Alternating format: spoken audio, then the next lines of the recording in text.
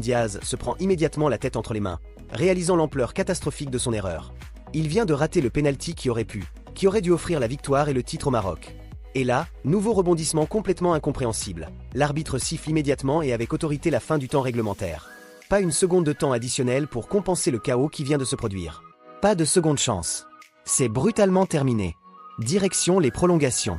C'est la confusion la plus totale. Certains pensent que le match est définitivement fini. D'autres comprennent qu'on part en prolongation.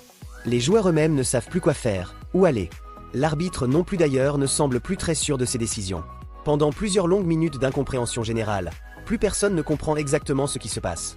Les prolongations démarrent finalement dans une ambiance absolument surréaliste. Le stade est maintenant à moitié vide, évacué en partie pour des raisons de sécurité. Ceux qui sont courageusement restés sont encore sous le choc de tout ce qu'ils viennent de vivre. Les joueurs, quant à eux, sont épuisés, physiquement certes, mais surtout mentalement, émotionnellement vidés. Mais il faut continuer. Il faut absolument trouver un vainqueur à cette finale complètement maudite. Et c'est le Sénégal qui va frapper le premier coup. Et quel coup!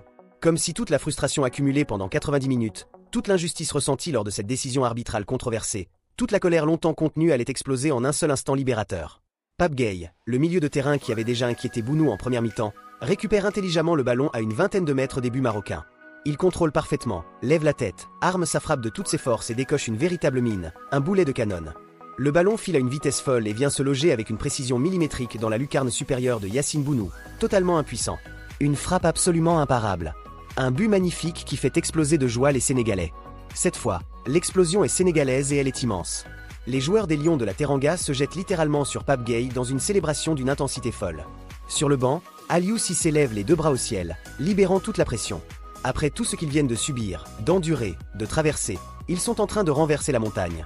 Mais le football peut être d'une cruauté absolue, et le sort semble vraiment s'acharner impitoyablement sur le Maroc ce soir. Hamza Igaman, l'attaquant tout juste entré en jeu dans l'espoir de renverser la vapeur et de sauver les meubles, se blesse gravement quelques minutes seulement après son entrée. Il doit sortir immédiatement sur civière, grimaçant de douleur. Et c'est là le drame ultime. Wally Regragui a déjà effectué l'intégralité de ses 5 changements réglementaires.